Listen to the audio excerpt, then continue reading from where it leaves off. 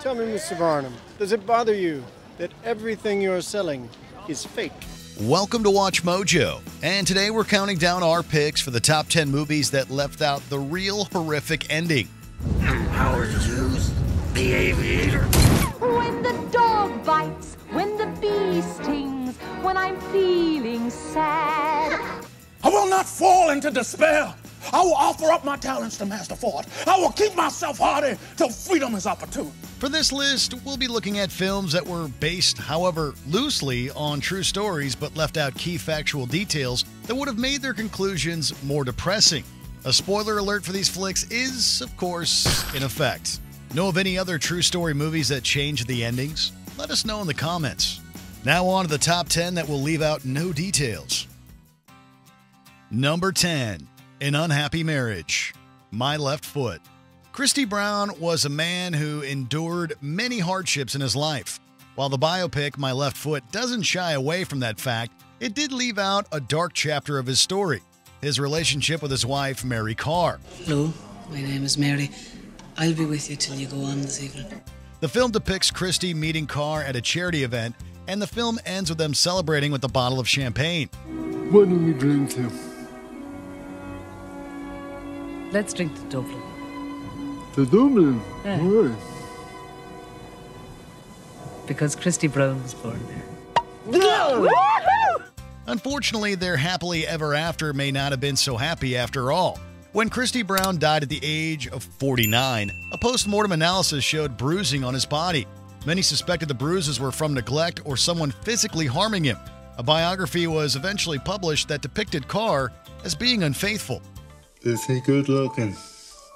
Who? Your appointment. Yeah, in his own way, he's nice. It doesn't matter to me. You can meet who you like. Number 9. PTSD and alcohol issues. Unbroken. Unbroken tells the riveting true story of Louis Zamperini, an American soldier who survived a bomber crash over the Pacific and endured a series of POW camps before the end of World War II.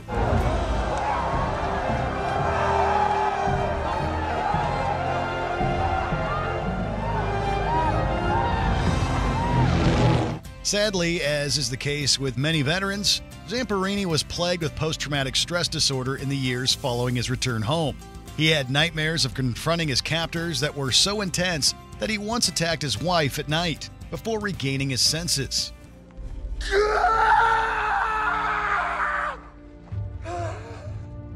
When Zamperini turned to alcohol as a way to sleep better, he only further damaged his psyche.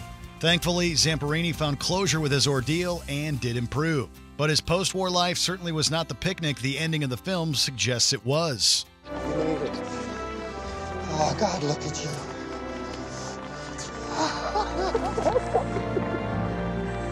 you. Number 8. Nazi Headquarters. The Sound of Music. The hills are alive with the sound of music. When you're singing along to the happy Sound of Music track, you're probably not thinking about Nazis living in the hills. But that's the sad reality.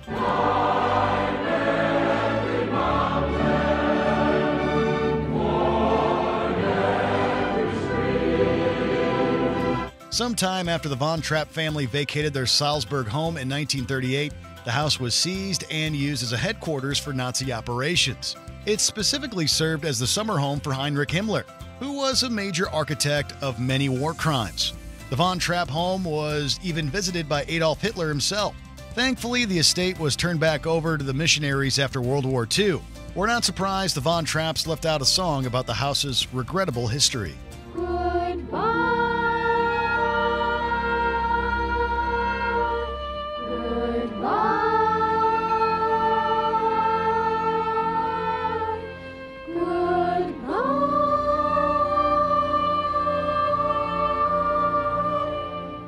Number 7. Dark Final Years. The Aviator. While Martin Scorsese's The Aviator gave us a pretty solid preview of what Howard Hughes' life would ultimately become, it didn't portray every detail. Go away. Just for now, but I'll see you soon. The movie depicted how he would sequester himself from the outside world for months on end. In real life, his isolationist tendencies only continued. His germophobia also prevented him from seeing his own wife for several years before they divorced. By the time that Hughes died in 1976, he was so unkempt that his body was almost unrecognizable. He used to open the bag with his right hand and hold the bag out to me at a 45-degree angle so I may reach into the bag without touching the paper. Although Hughes had a stature of 6'4", he weighed a paltry 90 pounds by the end of his life. The ending of the film is a fairy tale compared to the sad truth. The way of the future. The way of the future. The way of the future. Number 6. The Bearded Lady's Life. The Greatest Showman. It's you, isn't it? Sir, I have to ask you to leave. You are so talented, blessed. Extraordinary.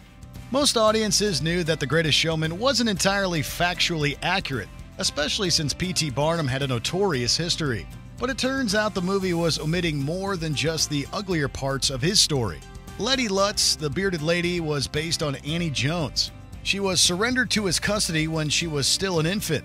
Not one to despair, Jones was an advocate for the rights of so-called freaks and even broke away from Barnum to promote her cause. But her dire financial straits forced her to return to work with him. I'm not scared to be seen. I make no apologies. This is me. Jones would succumb to tuberculosis at just 37 years of age. It's definitely not the big happy family ending the movie implied. Maybe you are a fraud. Maybe it was just about making a buck. But you gave us a real family. Number 5. A Firing. Remember the Titans.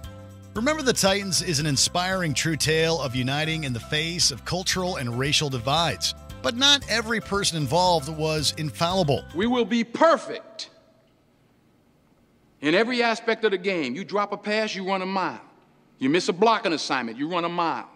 You fumble the football, and I will break my foot off in your John Brown hind parts. 8 years after leading T.C. Williams' first racially integrated football team to a state championship, Coach Herman Boone was fired.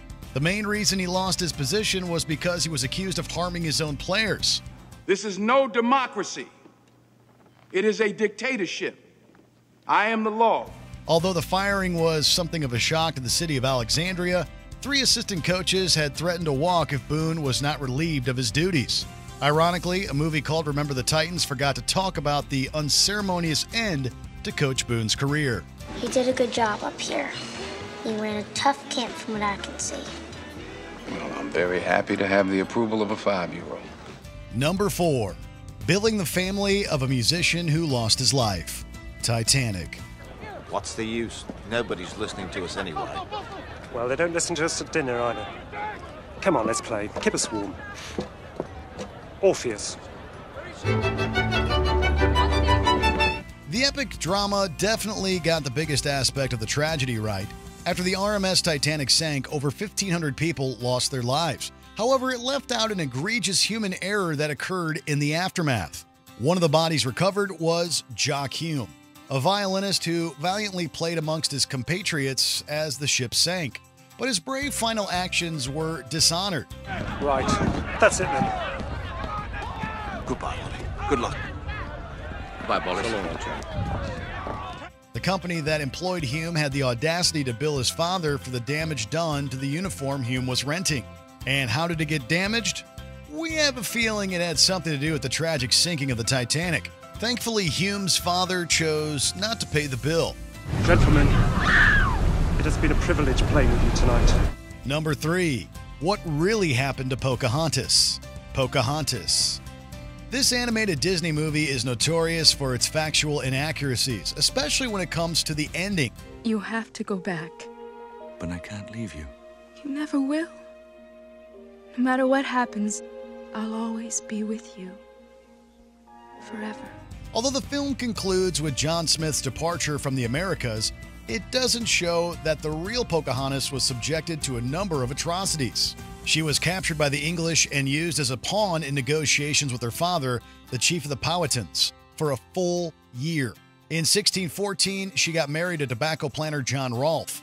but it's unknown whether Pocahontas had a choice in their union. That if you know any impediment why you should not be lawfully joined together in matrimony, you will confess it.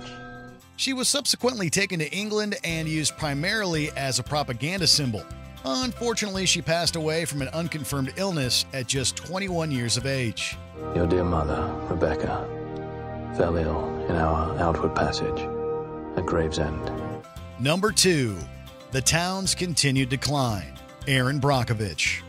While the real Erin Brockovich deemed the film to be about 98% accurate, this fascinating people's interest story doesn't exactly address what happened after David slayed Goliath. He's going to make them pay $333 million. Brockovich's class action lawsuit was indeed successful in that the business PG&E was mandated to compensate the families affected by the company's tainted water a whopping $333 million. In real life, many found that their cut was less than they expected. The law firm took roughly 40% of that cut. Boy, do I know how you feel. The first time I heard that number, I said, you've got to be kidding me. 40 goddamn %? Erin. I'm the one that's injured, and this joker sits at a desk all day, and he wants to walk away with almost half my reward. From there, the town of Hinckley, California turned into a proverbial ghost town. The fears of the water's further contamination drove away many residents. By the way, we had that water brought in special for you folks. Came from a well in Hinckley. Before we continue, be sure to subscribe to our channel and ring the bell to get notified about our latest videos. You have the option to be notified for occasional videos or all of them. If you're on your phone, make sure you go into your settings and switch on notifications. Number 1. Disappearance after freedom. 12 years a slave. You're not any free And I promise you upon my liberation, I will have satisfaction for this wrong. Solomon Northup was a free black man living in New York when he was kidnapped in 1841 and sold into slavery in the southern United States. As the title suggests, he endured 12 grueling years before eventually regaining his freedom and reuniting with his family. I apologize for my appearance,